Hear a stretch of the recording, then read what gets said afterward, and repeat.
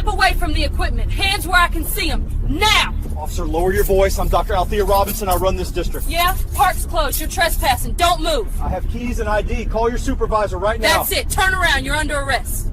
Officer Vance received a dispatch call regarding a suspicious individual possibly vandalizing equipment at the school. The caller sounded frantic, claiming a woman was shaking the structures and refusing to leave. To a seasoned officer, this might have sounded like a misunderstanding or perhaps a maintenance worker. But to Officer Vance, whose personnel file was already thick with complaints about aggressive posturing and a lack of discretion, it sounded like an opportunity for action. He sped toward the school lights flashing, mind already made up about what he would find. He didn't know that the suspicious person was Dr. Althea Robinson, the 54-year-old superintendent of the entire school district. He didn't know that she was the one who had secured the funding for that very playground. All he knew was that someone was where they shouldn't be, and he was going to be the one to remove them. What happened next? The shouting, the manhandling, the refusal to look at valid identification, and the sight of a distinguished community leader being shoved into the back of a squad car like a common criminal would become a viral sensation and a permanent stain on the department's history. Before we dive into the details of this catastrophic failure of judgment, I want to ask, where are you folks tuning in from today? Drop your city and state in the comments. And if you believe that authority should always be checked by accountability, go ahead and hit that subscribe button. We are building a community here dedicated to the truth, and we need you with us. The setting for this incident was deceptively peaceful. The Jefferson Elementary playground had been a construction zone for 6 months, wrapped in orange plastic fencing and "Keep Out" signs. It was a pet project of the district intended to be a state-of-the-art inclusive play area for the community. The grand opening was scheduled for Monday morning.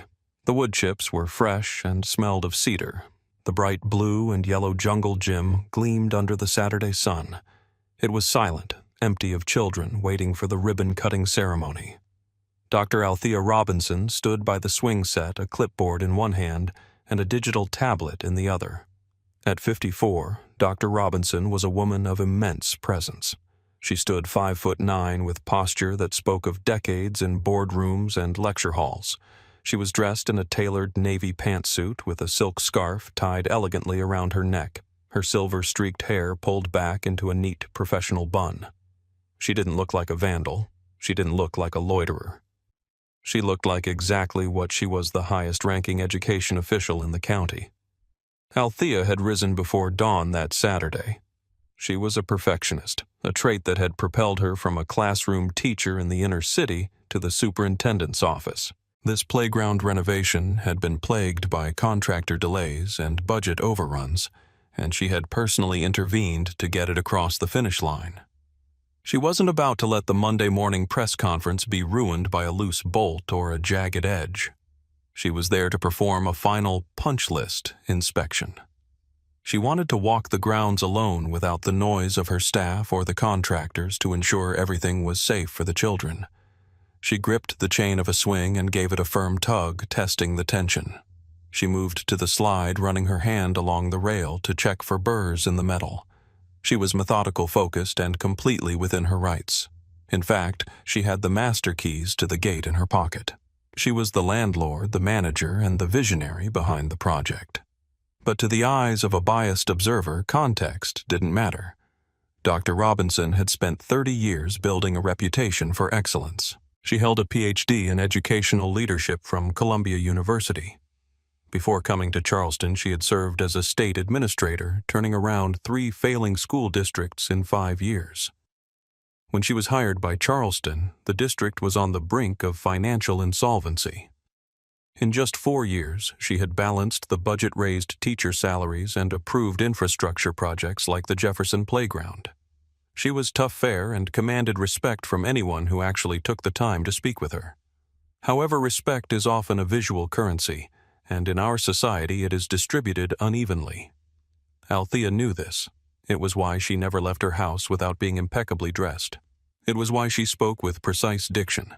It was why she drove a sensible, clean sedan, which was currently parked in the faculty lot. She knew that as a black woman in a position of power, she had to work twice as hard to be seen as half as competent. But even she couldn't have predicted that on a quiet Saturday morning in the district she ran her credentials would be rendered invisible by the prejudices of a stranger. That stranger was Jared Thorne. Thorne lived in a 2-story colonial that backed right up to the school property. He was 34 years old, a software sales representative who spent most of his weekends sitting on his back deck nursing a coffee and watching the neighborhood with a critical eye. Thorne was the type of neighbor who measured the grass height of the lawn next door and checked the HOA bylaws if a trash can was left out too long. He had been complaining about the playground construction noise for months, writing nasty emails to the school board emails that had ultimately landed on Dr. Robinson's desk, though she had politely addressed them. On this particular morning, Thorne was bored. He looked over his fence and saw a figure moving around the closed playground. He didn't see the tailored suit or the clipboard. He saw a black woman pulling on the swings and shaking the slide. In his mind, the narrative wrote itself instantly. She was up to no good. She was breaking things. She was one of those people who didn't respect property. He watched her for about 2 minutes, his irritation growing into self-righteous anger. He didn't call out to ask what she was doing. He didn't walk over to the fence. He pulled out his phone and dialed 911. 911, what is your emergency? Yeah, I need a cop at Jefferson Elementary immediately. Thorne said, his voice pitched high with feigned urgency. There's someone trespassing on the new playground. They're tearing the place up. Is the person armed? Are they threatening anyone? I don't see a weapon, but she's going crazy on the equipment, shaking it violently. She's probably on drugs or something. It's a black female, maybe 40s or 50s. She's definitely not supposed to be there. The park is closed. Okay, sir. We have an officer in the vicinity. We'll send someone over. Hurry up before she destroys the whole thing, Thorne added before hanging up. Thorne sat back, feeling a surge of satisfaction. He had done his civic duty. He had protected the neighborhood. He took a sip of his coffee and waited for the show, completely unaware that he had just set in motion a chain of events that would humiliate him publicly and cost the taxpayers millions. Officer Kyle Vance was only 6 blocks away when the call came through. As he listened to the dispatcher relay the details, trespassing potential vandalism subject is a black female, possibly intoxicated or disturbed. His grip tightened on the steering wheel. Vance had a specific view of policing that relied heavily on domination. He believed that respect was something you demanded, not something you earned. In his 3 years on the force, he had developed a reputation among his colleagues. Some called him proactive. Others, the older veterans who knew better, called him a liability. Vance's record was a minefield of red flags. There were 7 complaints in his file. One involved him tackling a teenager for skateboarding in a parking lot. Another involved him drawing his taser on a grandfather who was arguing a parking ticket. In every instance, Vance had escalated the situation, turning minor misunderstandings into major conflicts. But the department, struggling with staffing shortages and a powerful union, had opted for retraining and written reprimands rather than termination. They kept hoping he would mature. They were wrong. As Vance pulled his cruiser up to the curb of Jefferson Elementary, he didn't check the license plate of the sedan in the lot. He didn't pause to observe the subject's behavior. He saw a black woman standing by the monkey bars tapping on a tablet. The disconnect between the dispatch description, going crazy on equipment, and the reality, a woman working quietly, didn't register. His confirmation bias was already locked in. He slammed the car door shut, adjusted his utility belt, and marched across the grass, bypassing the sidewalk entirely. He didn't approach with a question. He approached with a command. "Hey, you!" Vance shouted from 30 yards away. "Step away from the equipment!" Dr. Robinson looked up, startled. She shielded her eyes against the sun to see the uniformed officer storming toward her. Her first instinct wasn't fear.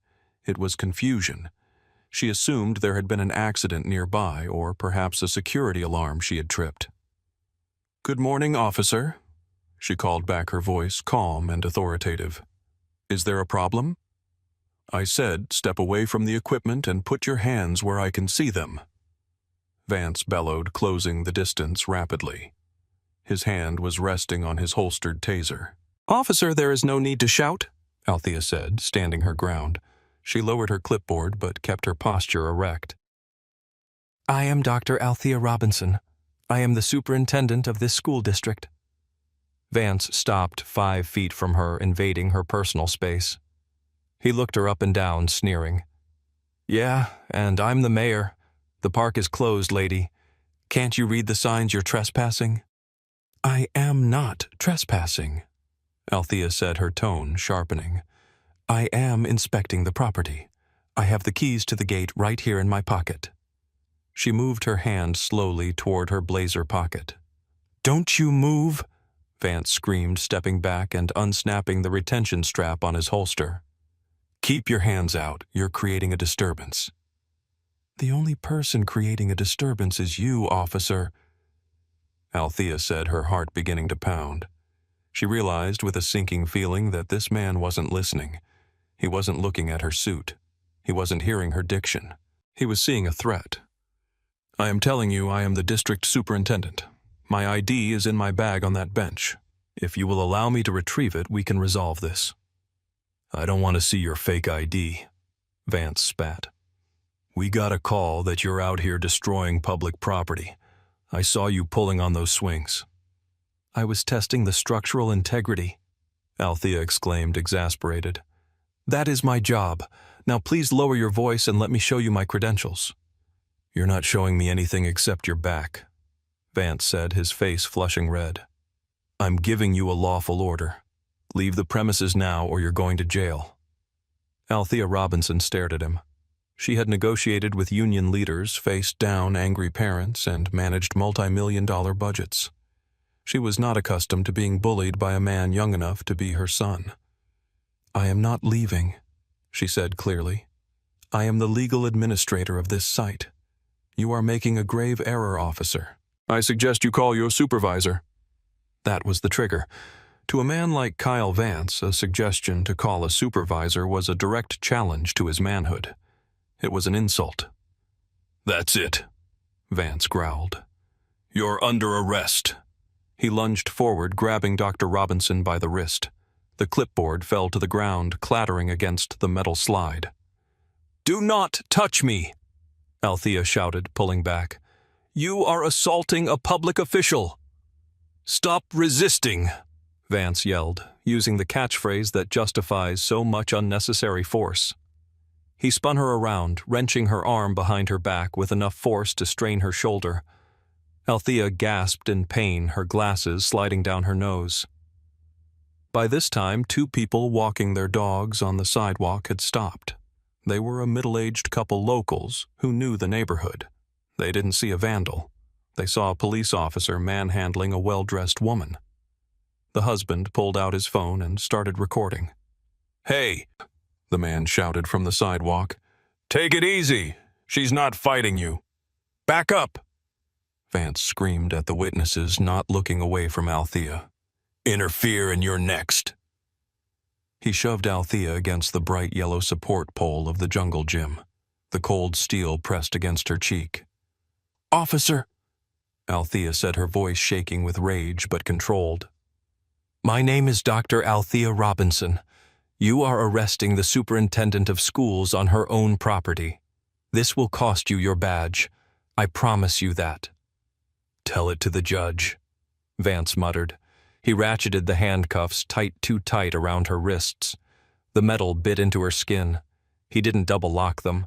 He grabbed her by the arm and marched her across the wood chips, her polished shoes scuffing in the dirt.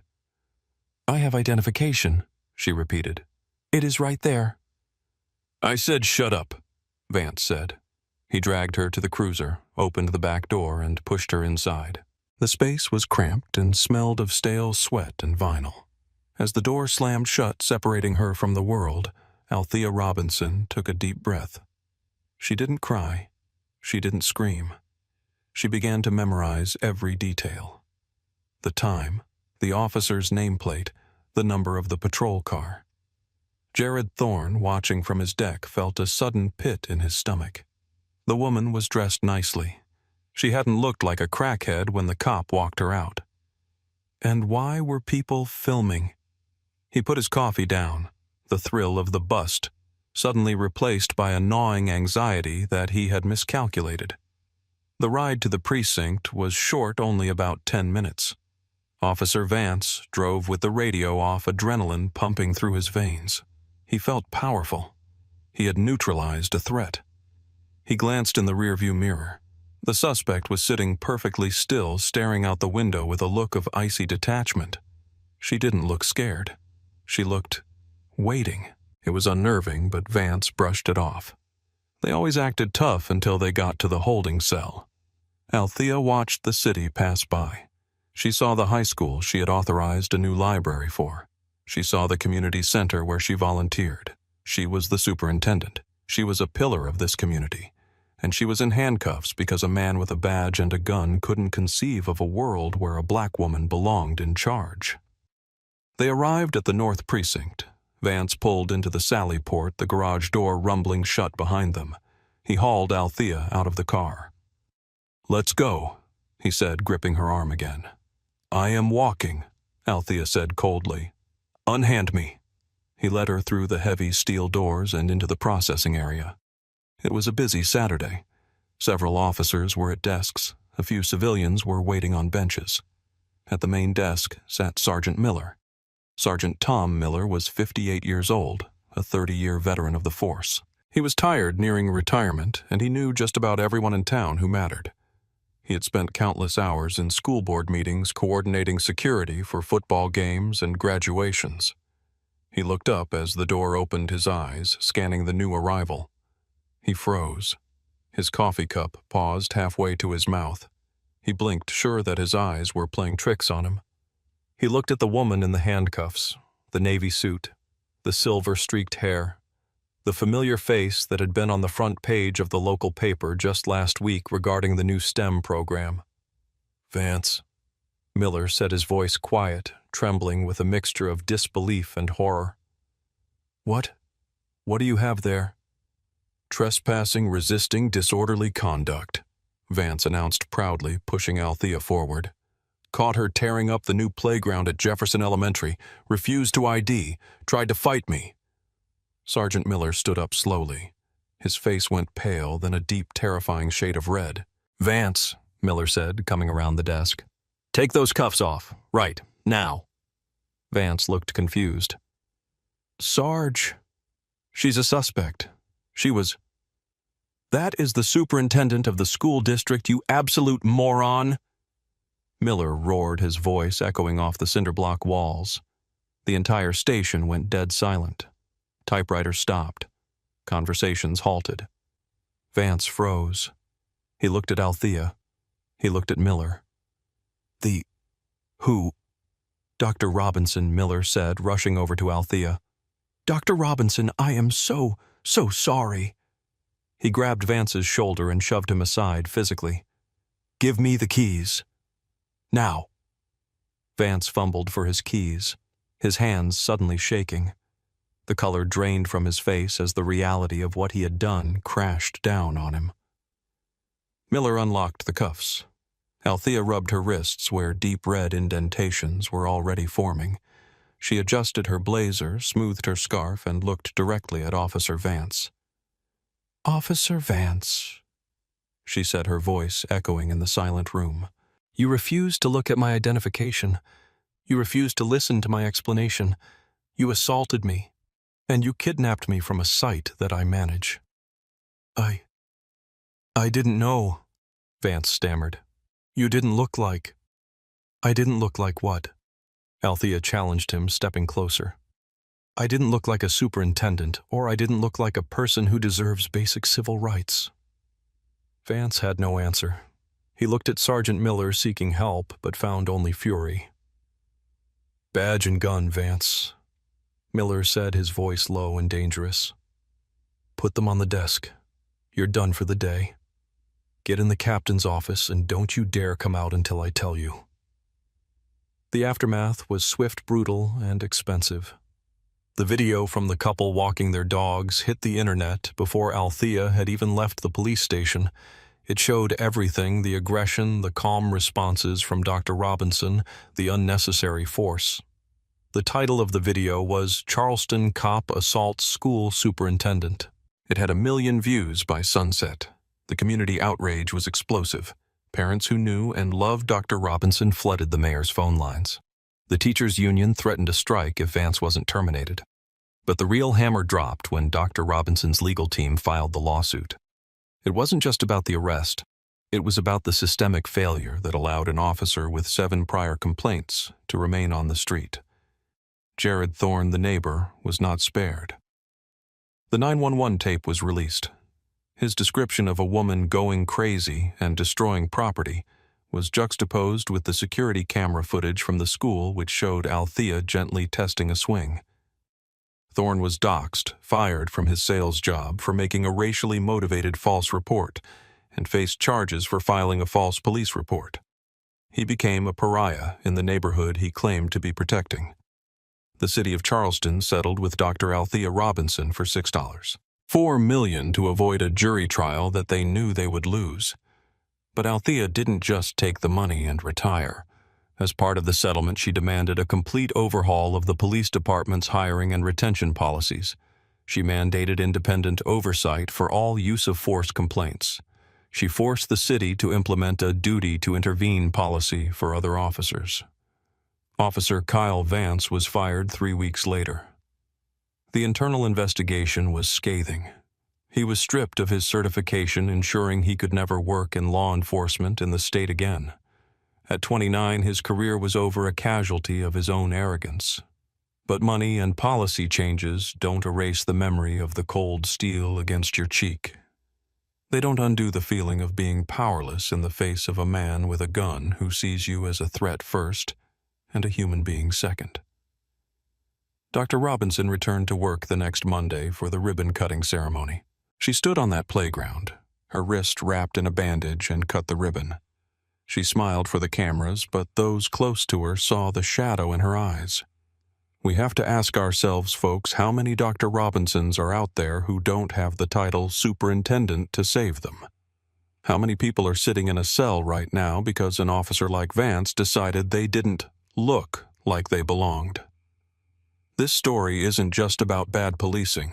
It's about the assumptions we make. It's about the neighbor who sees a criminal instead of a caretaker. It's about the officer who sees a suspect instead of a citizen. It's about the fragility of dignity when it collides with bias.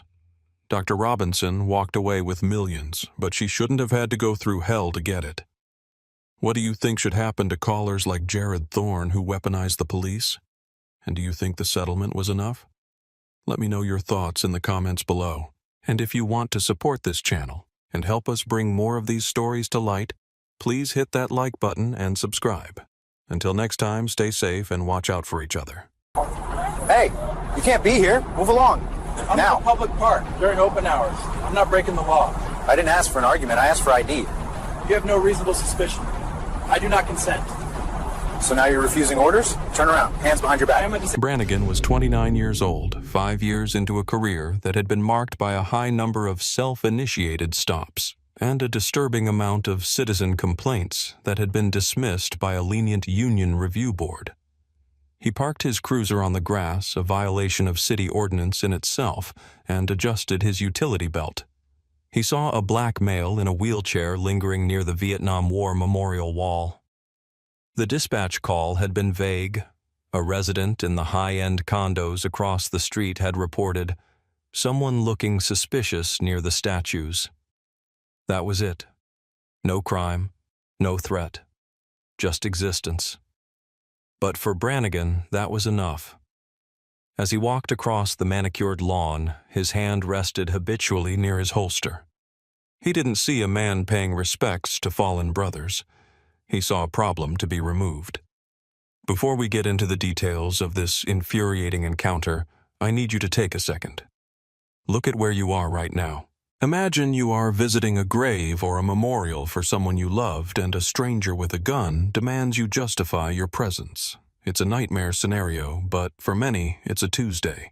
If you believe our veterans deserve respect and that police power must be checked, hit that subscribe button right now. You need to see how this ends.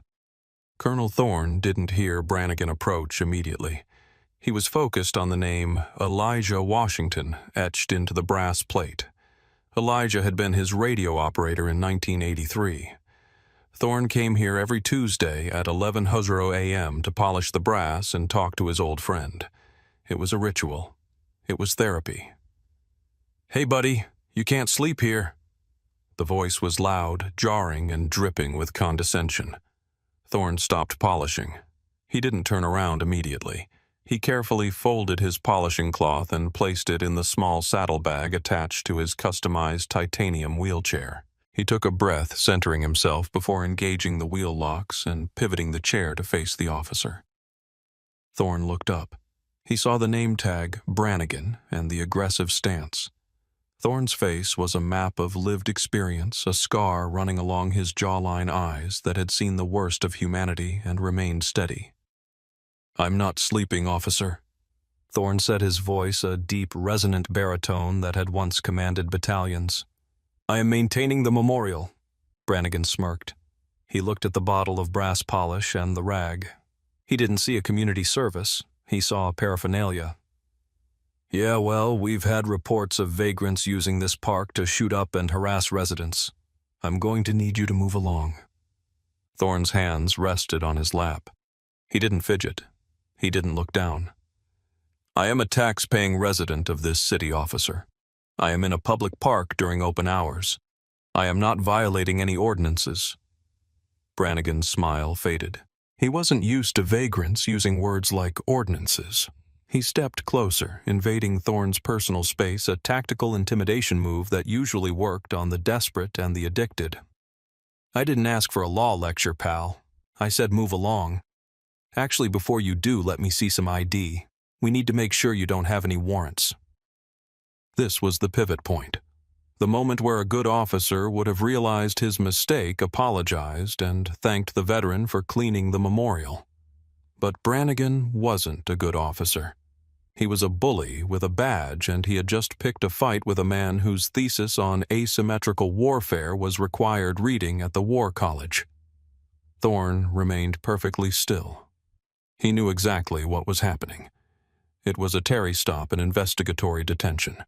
But for a Terry stop to be legal, the officer needed reasonable, articulable suspicion that a crime had been committed, was being committed, or was about to be committed. "Officer Brannigan," Thorne said, reading the name tag aloud to signal he was documenting the interaction. "I am declining your request. I am not operating a motor vehicle. I am not suspected of a specific crime.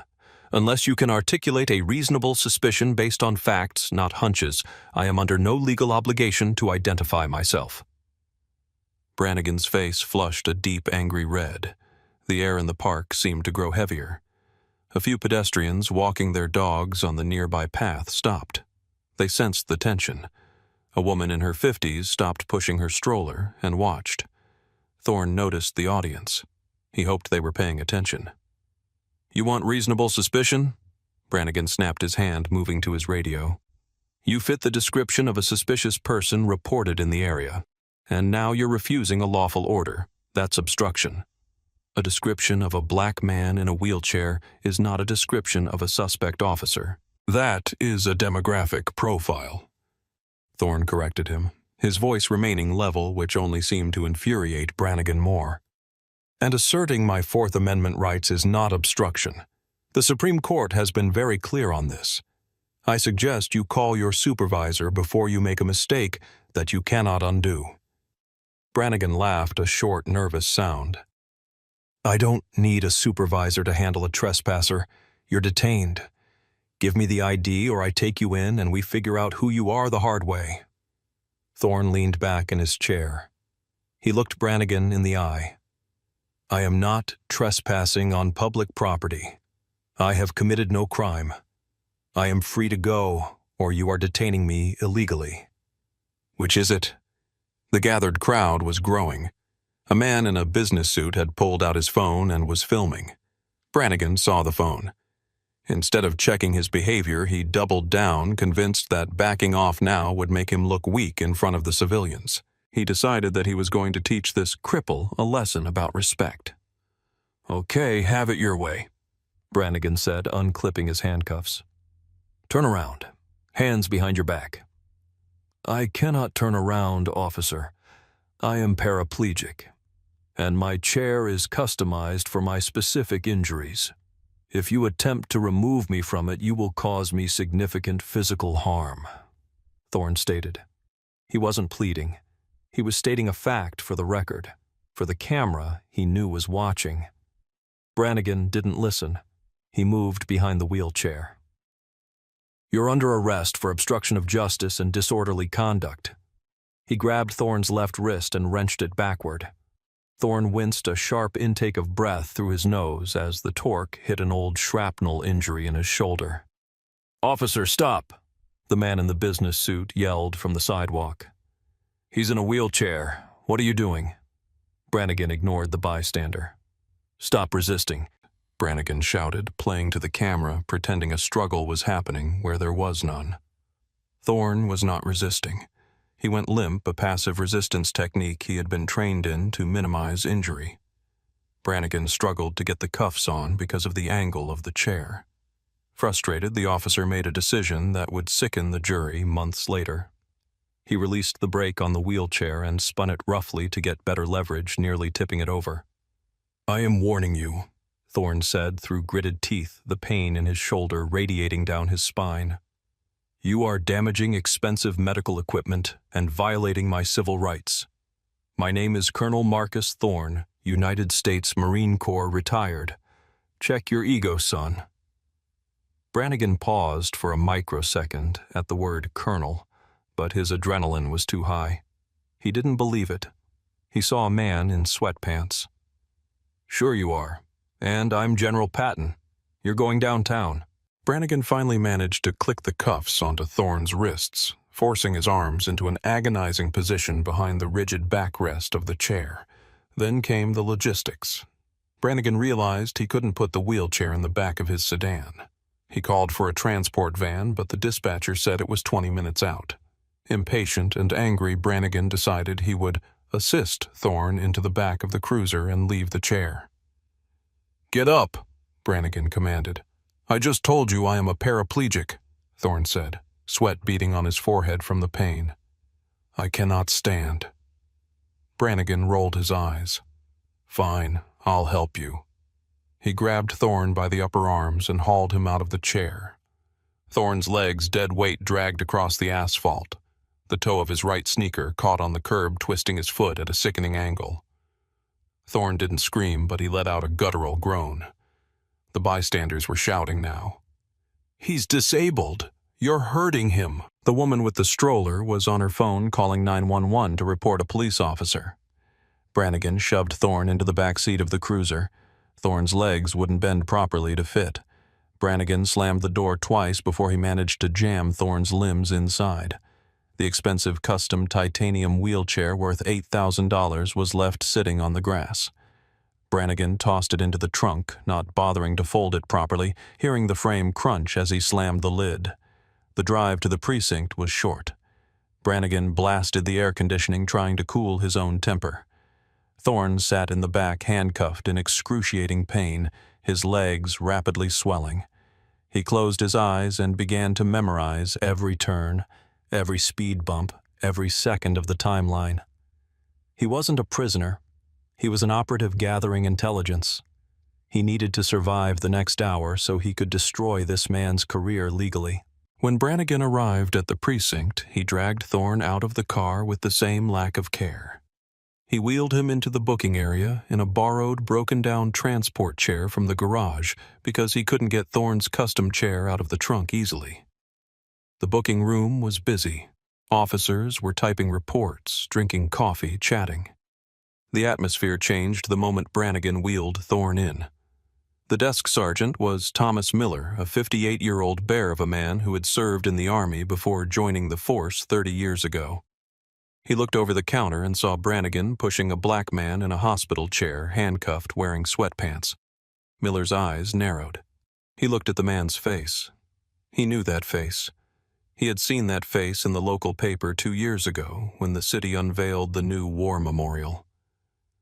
Brannigan. Miller said, his voice low and dangerous. What do you have there? Obstruction and disorderly, Brannigan said, wiping sweat from his brow. Guy wouldn't ID at the park, was acting belligerent, claimed he was some kind of colonel. Brannigan chuckled, expecting Miller to share the joke. Miller didn't laugh. He walked out from behind the high desk. He walked straight to Thorne. He looked at the wristbands, then he looked at the man. Sir, Miller asked. Colonel Thorne. Sergeant, Thorne replied calmly, though his face was gray with pain. I believe your officer has made a significant error in judgment. My wallet is in my back pocket. I would like you to retrieve it and look at the ID card behind my driver's license. Miller nodded. He reached into Thorne's pocket with gentle hands. He pulled out the wallet. He flipped past the driver's license and found the Department of Defense Common Access card, retired status, rank colonel, and tucked behind it a laminated card indicating he was a recipient of the Silver Star and a Purple Heart. Miller looked up at Brannigan. The look was one of pure pity and disgust.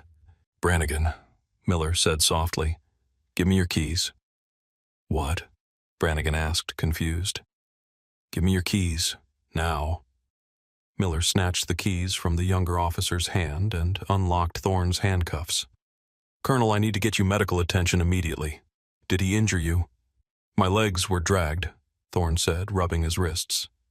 And my wheelchair is currently being crushed in the trunk of his vehicle.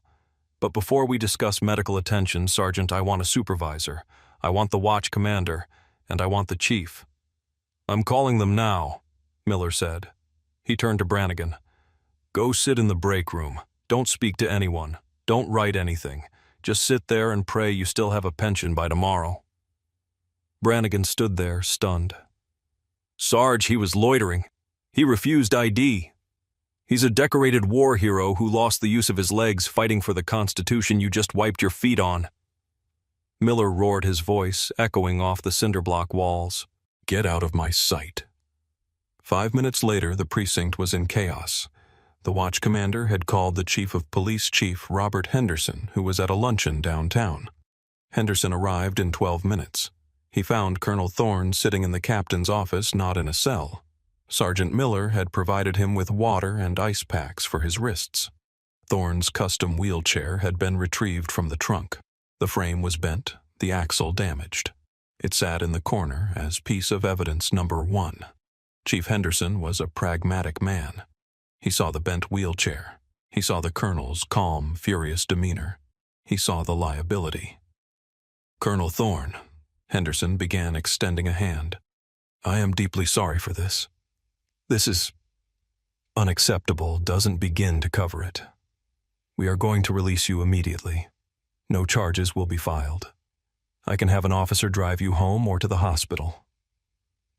Thorne didn't shake the chief's hand. He looked at it until Henderson awkwardly withdrew it. Chief Henderson, Thorne said, I don't want to ride home. I want the event number. I want the body camera footage preserved. I want the dash cam footage. I want the dispatch logs. And I want the name of the officer who arrested me. We will handle this internally, Colonel. I assure you Officer Brannigan will be disciplined. Discipline is for a uniform violation, Thorne said, cold as ice. This was a violation of my civil rights. It was assault. It was battery. And it was kidnapping. I am not going to let you handle this internally. I am going to make this a matter of public record. I want digital copies of all evidence provided to my attorney by 9:00 a.m. tomorrow. Do I have your word, or do I need to call the FBI Civil Rights Division right now from this office? Henderson swallowed hard. He knew who Thorne was now. He knew Thorne sat on the board of Veterans Affairs. He knew Thorne had the mayor's personal cell number. You'll have everything, Colonel. Thorne left the station an hour later. He didn't take a police ride. He called his wife, a retired surgeon who came in their accessible van. When she saw the bruises on his wrists and the bent wheelchair, she didn't cry. She went silent, a dangerous protective silence. They went straight to the ER to document the injuries: soft tissue damage, a hairline fracture in the toe that had caught the curb, and nerve compression in the wrists. By Wednesday morning, the lawsuit was filed. Thorne v. City of San Diego et al. The document was a masterpiece of legal writing drafted by the city's top civil rights firm, who had taken the case pro bono within 10 minutes of hearing the story. The allegations included unlawful detention, excessive force violation of the Americans with Disabilities Act (ADA), and racial profiling. But the real explosion happened when the video released. Thorne's team didn't wait. The moment the city turned over the footage, they released it to the press. The video of Brannigan dumping a paralyzed veteran out of his chair and dragging him across the sidewalk hit the internet like a bomb. It was viewed 4 million times in the first 24 hours. The image of the empty wheelchair sitting on the grass while the cruiser drove away became a symbol. The media narrative was relentless. Hero treated like trash. Wheelchair war veteran arrested for existing while black. Reporters dug into Brannigan's file. They found what the Internal Affairs Division had ignored: 6 complaints in 3 years, 4 involving black men, 2 involving homeless individuals, 1 involving a deaf woman whom Brannigan had arrested for ignoring commands because she couldn't hear him. The pattern was undeniable. The discovery phase of the lawsuit was a bloodbath for the city. Thorne's lawyers deposed Brannigan. Under oath, the young officer crumbled. He admitted he didn't know the specific criteria for a Terry stop. He admitted he assumed Thorne was homeless because of his clothes. He admitted he hadn't seen any drug paraphernalia despite his initial claims. The city attorney watched the deposition and signaled to the mayor settle. Now, they couldn't put Brannigan on a stand in front of a jury. A jury would give Thorne $10 million just out of spite. The city offered $500,000. Thorne rejected it. They offered $800,000. Thorne rejected it. It's not about the money, Thorne told his lawyer. It's about the cost. It has to hurt enough that they change the training. Finally, the city caved. They agreed to a settlement of $1.2 million. But Thorne had non-monetary conditions. Brannigan had to be terminated. The city had to agree to report the termination to the state post board to decertify him, ensuring he could never be a cop again in that state. And the department had to implement a new training module on interacting with citizens with disabilities designed by a committee Thorne would select. On the day the settlement was signed, Brannigan was already gone. He had been fired 2 weeks prior, the union refusing to fight for him after the drag video made him a national pariah. He was working at a warehouse loading boxes, a job he would eventually lose when his coworkers found out who he was. Colonel Thorne took the $1.2 million check. He wrote 2 checks that same day.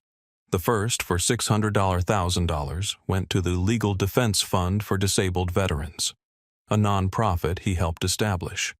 The second, for $400,000, went to the local Boys and Girls Club to build a new tech center. He kept enough to replace his wheelchair and cover his medical bills. The Thorne Protocol is now standard training for the police department. It requires officers to have specific articulable facts before approaching a disabled person and mandates that mobility devices be treated as extensions of the person's body. The footage of that day is still online. It serves as a grim reminder of what happens when authority goes unchecked. But it also serves as a reminder of the dignity of resistance. Colonel Thorne returned to the park 3 months later. He had a new wheelchair. He brought his polishing cloth. He sat in front of Elijah Washington's nameplate polishing the brass until it shone like gold. A rookie police officer walked by on foot patrol. He saw the colonel. He didn't ask for ID. He didn't tell him to move. He stopped, stood at attention, and saluted. Colonel Thorne didn't look up, but he nodded. The system didn't work because it wanted to. It worked because one man refused to be broken, refused to be intimidated, and had the courage to force the system to look in the mirror. What hits you hardest about this story? Is it the officer's arrogance or the fact that it took a colonel's rank to get justice when a regular citizen might have been ignored? We need to talk about this. Drop your thoughts in the comments below. And if you believe that badge cams should be mandatory and uneditable for every officer in America, like this video and subscribe. We are building a community that demands accountability. Until next time, stay safe and know your rights.